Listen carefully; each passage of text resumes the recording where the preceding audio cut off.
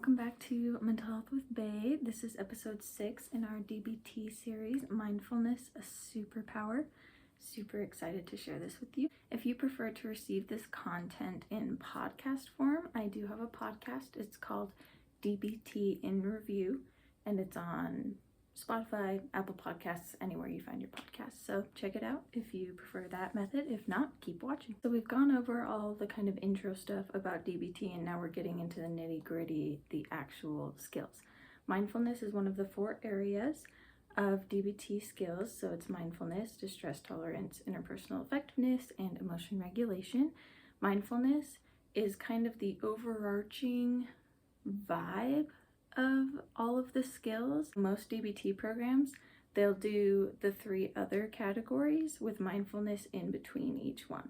So it'll be mindfulness, distress tolerance, mindfulness, interpersonal effectiveness, mindfulness, emotion regulation, mindfulness, because mindfulness is so central and key to everything that we're going to be doing in DBT. The practice of mindfulness comes from ancient Indian philosophies and traditions. Sakshi is the Indian word for one who sees, and Sakshi Bhava is like the witness mode, a state of awareness where you're witnessing your own mind and body. And the word Dhyana is another ancient Indian word that means pretty much attention, awareness, contemplation on the present moment. Western interest in mindfulness didn't really come until 1979 when John Kabat-Zinn kind of brought about mindfulness-based stress reduction therapy. It was aiming to treat pain, like chronic pain, and stress disorders, so kind of like anxiety disorders at the time,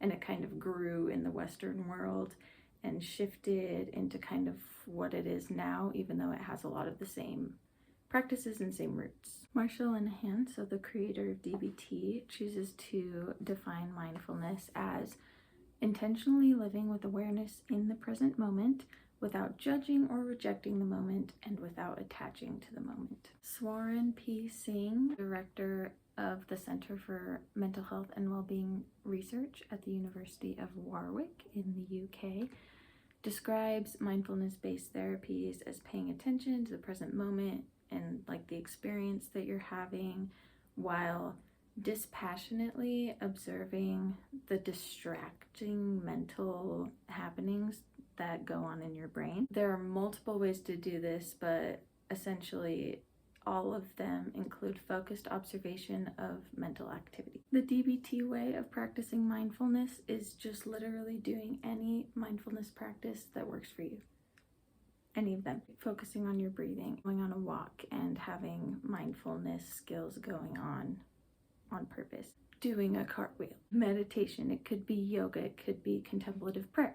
It can be so many things as long as you are applying the mindfulness skills that we'll go over 2 videos from now, the what skills and the how skills, then it is mindfulness as far as DBT is concerned. 3 main reasons why we use mindfulness: to reduce suffering and increase happiness, to increase control of your mind, and to experience reality as it is. Reducing suffering and increasing happiness for me looks like noticing when my emotions are smaller so they don't have to get bigger to get my attention. Say I am hungry and I'm a little bit hungry, I haven't eaten in a while, and I'm not being mindful, so I don't really notice. Go on with my day, still not eating, and I get more hungry, but I'm still just like so distracted with everything else, I'm not paying attention, and I don't even notice that I'm hungry. All of a sudden, I start shaking, my stomach hurts so bad I feel like I'm gonna throw up, and then I notice, oh,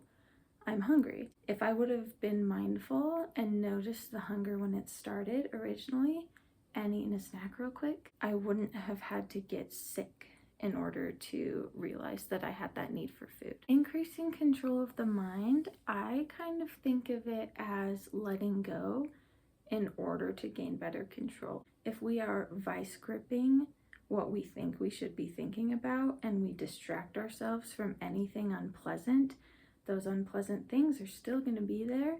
We're just distracting from them, and that can cause all sorts of negative consequences in the body, in the brain. But if we are feeling the feelings as they come up and allowing them to pass, all emotions pass, no emotion will stay there forever. Once we let them pass, they're gone, and we're free to do whatever we want without feeling the need to distract ourselves from whatever in our brains, because it's already passed. And then our third reason, experiencing reality as it is. A big part of DBT is reality acceptance, because if we can't accept a reality, then we can't change reality. We're having a hard time accepting a reality, accepting a truth in our lives.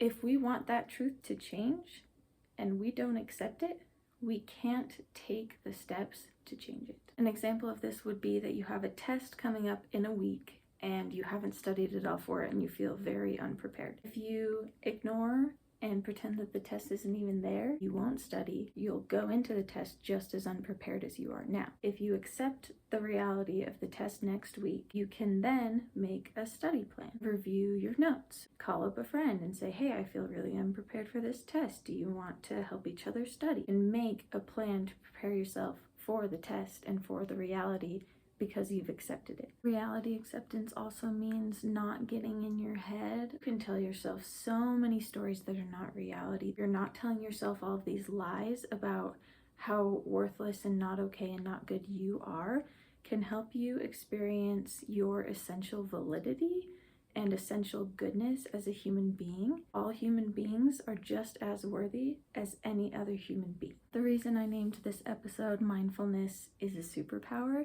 is because after my DBT program, I was able to stop burnout before it happened. I was able to notice the burnout feelings when they were smaller, and then I put systems in place to address the burnout before it became burnout. It's such a useful skill, and I'm so excited for y'all to start the journey of mindfulness. I've noticed so much improvement in my mindfulness practice since I really started to practice mindfulness intentionally about a year ago. Take heart, it will get easier, it will get better.